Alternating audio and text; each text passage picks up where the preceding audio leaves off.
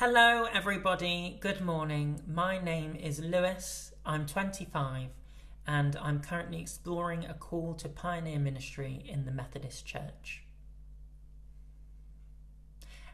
Today I am here to share a story with you around the themes of identity and mission that have been identified in the Gospel of Mark in chapter 1 verse 1 to chapter 3 verse 35.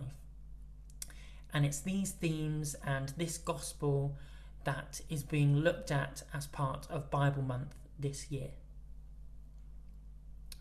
So my story begins quite some time ago now, whilst I was still studying for my undergrad in applied theology and performing arts at Bible College. And during my undergrad, I had been given this glimpse into the world of pioneer ministry and fresh expressions that had really sparked something in me, and I knew that this was an area of ministry that I had to explore further, and I didn't really know where that exploration would lead at that point, and I didn't know that exploration would take quite some time, but it did. And eventually that exploration led me to looking at a course at Cliff College, at a master's in mission with a specialism in pioneer ministry. And that sort of came to the forefront around this time last year. Now, I was quite anxious about re-entering into formal education for quite a number of reasons. But one of the main ones that was in the back of my head was that I might possibly have some sort of learning difficulty or difference that hadn't been picked up in my schooling so far. And I had this suspicion during my undergrad as well. And you might think, well, why didn't you, ask someone about it or tell someone about it? And I think I'd gotten into the unfortunate habit of comparing myself with others and thinking, well, I'm not struggling quite as bad as that person or this person, so maybe that's not me. But now that I was looking at exploring a master's or doing a master's, and that it would be studying to such a high level, I knew that I couldn't ignore this niggling in the back of my head, and that I had to get a proper learning needs assessment.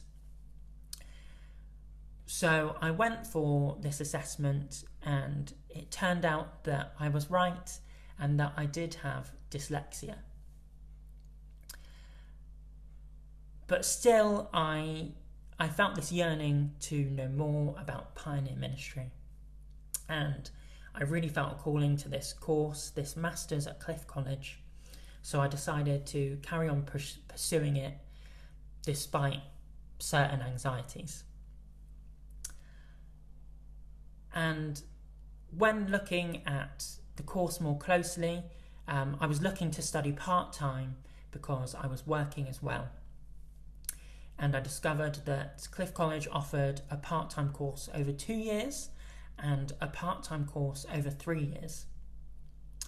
So having weighed these two up, I instantly thought 3 years is going to be much easier for me, especially with a new diagnosis of dyslexia. So I applied for a position at Cliff College, part-time for 3 years. And thankfully, I was offered a place. And then, after my place was confirmed, I applied for student finance, only to find out that unfortunately student finance would only cover the course if I completed it in 2 years. And I had no other way of financing the course, and my anxieties had started building at this point. And it got to the point where I just said, sorry, God, I don't think I can do this. It's too much. It'll be too hard. And I essentially said no. And I contacted my friends who I'd made during my undergrad course, who had sort of been on this journey with me up until this point. And I said to them, I can't do this. This is impossible. The burden of the dyslexia is going to be too much, and I'm not going to be able to do this course. And it was amazing because even though we were separated because we were in different places in the country, and obviously the pandemic was still really bad at that point, but I got so many messages of encouragement, and it was amazing how my friends, despite the fact that I'd identified all the negative things, all the things that were setbacks, all the things that would disadvantage me on this course, my friends, they identified all the good things, all the positive things, all the things that would spur me on and be an advantage to me. And it was really their encouragement, their faith in me, that made me rethink again and decide, actually, no, I can do this. And you'll be happy to know that I have formally started my course now. I have finished the first module last month. Currently doing my first essay, so any prayers you can pass my way would be much appreciated. And now you're probably wondering, how does this story fit into the themes that we've identified, the themes of identity and mission in this first bit of Mark? Well, when I was reading this passage in Mark, the story that stood out to me the most was the story of the paralysed man. And I just want to read this little bit that stood out to me because it had never really stood out to me in such a bold way before. So just to remind you that Jesus had visited this house and it was full, it was packed to the brim, no one could get in, probably no one could get out either. And these friends came along with their friend who was paralysed, and they carried him, but they couldn't get in, so they lowered him down through the roof.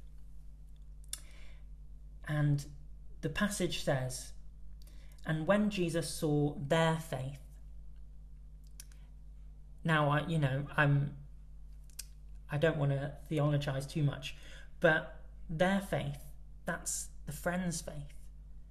These friends had such faith in what Jesus could do for their friend that they were willing to rip through the roof of a house and lower their friend down just so he could see Jesus. So this shows that sometimes it is the faith of our friends, of the community we've built around us, that can identify things in us that we might be blind to. It's those friends who keep us on that journey with Jesus and heading towards the things that God has called us to. So now I have 3 questions for us to ponder. Firstly, how do you interact with Jesus as friend? How do you interact with Jesus as friend? Secondly, how has friendship informed and influenced your ministry during the pandemic? How has friendship informed and influenced your ministry during the pandemic? And lastly, who has been a faithful friend to you? And how do you foster a healthy friendship with them? Who has been a faithful friend to you? And how do you foster a healthy friendship with them? Thank you for listening.